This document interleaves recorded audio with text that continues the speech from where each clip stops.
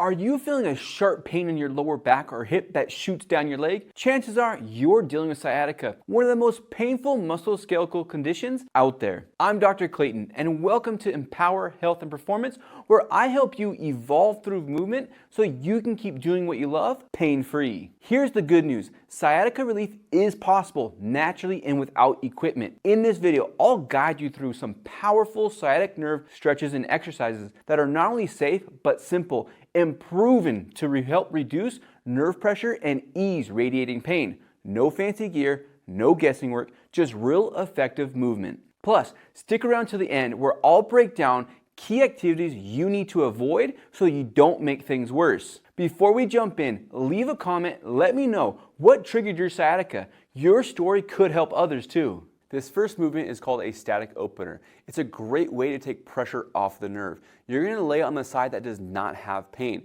Most of the time with sciatica, people have pain on one side, and that pain's traveling down that leg. I'm going to say my right side is having the pain. I'm going to lay on my left side. Make sure that your shoulders and hips are stacked on top of each other. Once you're there, you're going to let this top leg start to work its way down the bottom. Once you get to midway down your calf, I want you to hang out there for 10 seconds and just see what the pain is doing. The pain should start to minimize. If it does, keep going a little bit further. I want you to bring the top leg all the way back and let your knee touch the ground like so. This is tractioning your hip down, opening up the space where the nerve comes out of your lower back, taking a ton of pressure off that sciatic nerve. Now, hang out here for 1 minute. Sometimes the nerve is so compressed, so pinched that you can't get into this position without an increase of symptoms. If that is you, make sure you just bring that top knee back to the calf and hang out here. It's doing the same thing, giving that nerve some relief, but it's taking the irritation away. Now that we've taken pressure off the nerve, we're going to flush the inflammation out of your lower back, giving you even more relief. You're going to lay flat on your stomach. Make sure that your lower back stays nice and relaxed in this position. You don't want to be contracting that lower back at all. You're going to rest on your forearms and just gently press up. You should feel a little bit of pressure in your lower back, which is totally fine.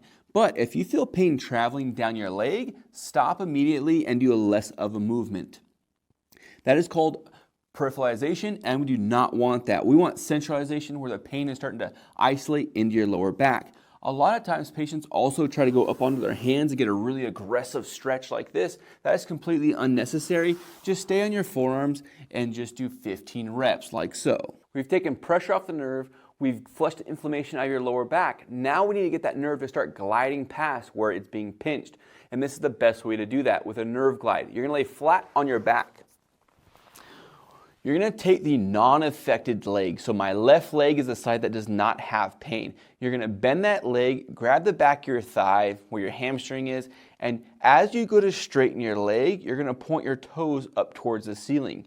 Then when you go to bend your knee, you're going to pull your toes towards your shin. You're going to go back and forth 10 to 15 times here. You always start on the non-affected side because that gets the nerve to even on your right side to start to shift over a little bit and giving it a little bit of movement. Now we're going to go to the affected side. Really, really important on this side when you go to straighten your leg that you don't feel any shaking happening. That's too much tension on the nerve, and you also don't want pain going down the leg. Stay within a range of motion that is not painful. You don't even want to feel a stretch in this position. Again, point your toes up towards the ceiling as you straighten your leg, and as you bend your knee, you're going to pull those toes towards your shin. Go back and forth 10 to 15 times, and this is going to get that nerve to start gliding past the irritation. Here's how you do that same nerve glide in a seated position. Remember, always start on the non-affected side, so I'm going to start with my left leg. You're going to sit up nice and tall, straighten your left leg, point your toes up towards the ceiling. As you straighten, you're going to look up. We call it toes up, toes down, nose down. You're going to go back and forth 10 times. The more range of motion you have, the better. It's going to get that nerve to really unlock. Now we're going to go back to the affected side. On this side, it's really important that you don't feel any shaking happening or you don't feel a stretch in the back of your leg. Stay within a range of motion that you don't feel much with. I know it's kind of counterintuitive, but it's a great way to get that nerve to start to glide past the area where it's pinched. Again, toes up, toes down, nose down. And my patients love this one because they can do it anywhere. We've taken pressure off the nerve, flushed the inflammation out of your lower back and got the nerve to start to glide. Now what we need to do is start to open up your hip. Oftentimes when people have sciatica, one of their hips is extremely tight, and that's the side that has the pain. This is one of my favorite ways to open up your hip. You're going to be in this 90-90 position just like I am here. You're going to have your arm out in front of you here. You're going to turn your chest towards the knee that is forward. From there, you're going to bow. As you start to bow, you'll feel an intense stretch in the back of your hip. Hold that for 10 to 15 seconds and come back. You're going to do 15 reps of that. Really important that as you're doing this, you only feel a stretch in your hip. You don't feel an increase of symptoms. Also, something that will cause you irritation is if you go down to both forearms and around your lower back. A lot of people feel like they're doing more of a stretch by rounding their lower back, which is just going to create more irritation. Turn towards that knee, bow forward, keeping your chest straight the entire time, and enjoy that stretch. Bonus tip, I'm going to talk about this later in the video, but since I'm already in this position, I'm going to show this to you right now. It's my favorite way to strengthen your glute, which is really important to do once you get your sciatic nerve to calm down. You're going to stay in this 90-90 position. From there, take both hands, hold them out in front of you, and go up to both knees. From there, you're going to slowly go down for 3 to 5 seconds. This is the most important part because you're actually loading your glutes in a lengthened position, which is the fastest way to get them strong. You're going to do 10 reps going up and down, and if you want, you can even add a little bit of weight to make it a little more challenging. But make sure you strengthen that glute to get lasting results.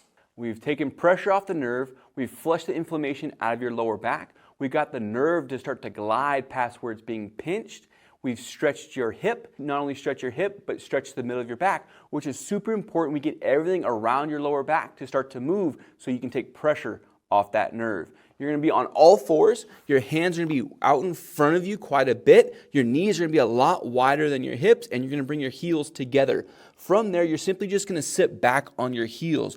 As you sit back, you want to make sure that your back is not rounded, but that you're trying to stick your chest out. You should feel a stretch in your hips and in the middle of your back. You're going to rock back and forth 10 times, making sure you don't feel any irritation in your lower back. If you let yourself round like this, you're going to feel a lot of pulling, maybe even some sharp pain even traveling down your leg. Avoid that at all costs. Keep your spine nice and straight and rock back and forth. I love this because it's helping you learn how to squat without irritating your lower back. And a lot of people that have sciatica have trouble squatting without pain.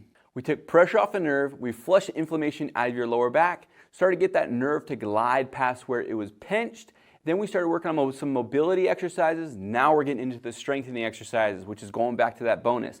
This first movement we're going to strengthen is your core. You're going to be on all fours again.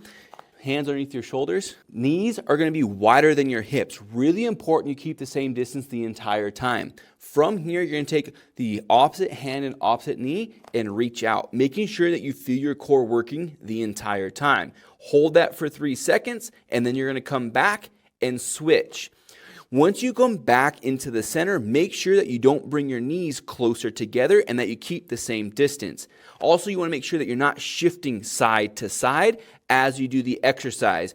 Keep that core nice and tight the entire time. Hold for 3 seconds and do 10 reps.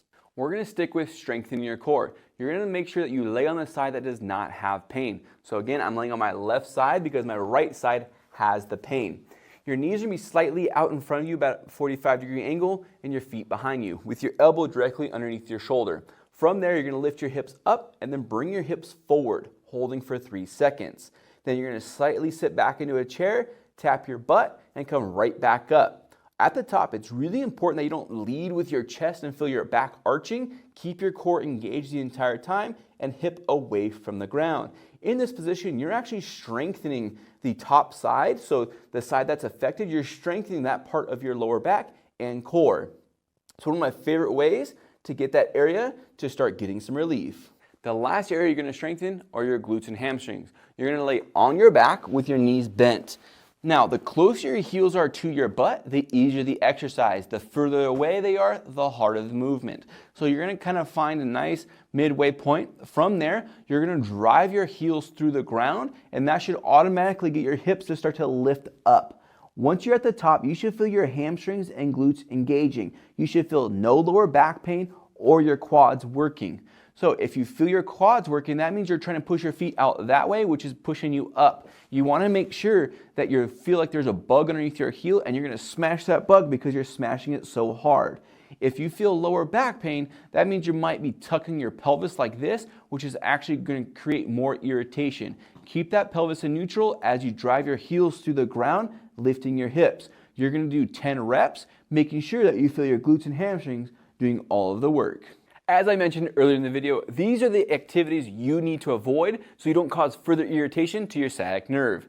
First, stop sitting on soft surfaces. When you sit on a couch, recliner, you're bound to have bad posture, putting more pressure on your sciatic nerve. Avoid sitting for more than 30 minutes. Our bodies are designed to move. It's one of the ways we flush inflammation out of our body. Plus, when you sit, the more stiff you get. Avoid bending over in the first 15 minutes of the morning. The disc between your vertebrae fill with fluid at night in order to stay healthy. It's a natural process, but it makes your lower back sensitive first thing in the morning. Try to avoid stretching your hamstrings. Your hamstrings being tight are a symptom of your sciatic nerve being irritated. Remember, nerves don't like being pulled on, so don't stretch. And the worst thing you can do is push through the pain. I hope these stretches helped you find some relief and reduce pressure on your sciatic nerve. Start with 10 minutes a day and do what you can, and your body will thank you. Remember, consistency is key, more important than intensity. If you are still craving some more instructional videos, click on the screen and I'll put a playlist at the bottom. As always, I'm Dr. Clayton. Thank you for allowing me to move with you today. Stay strong, take care, and I'll see you on the next one.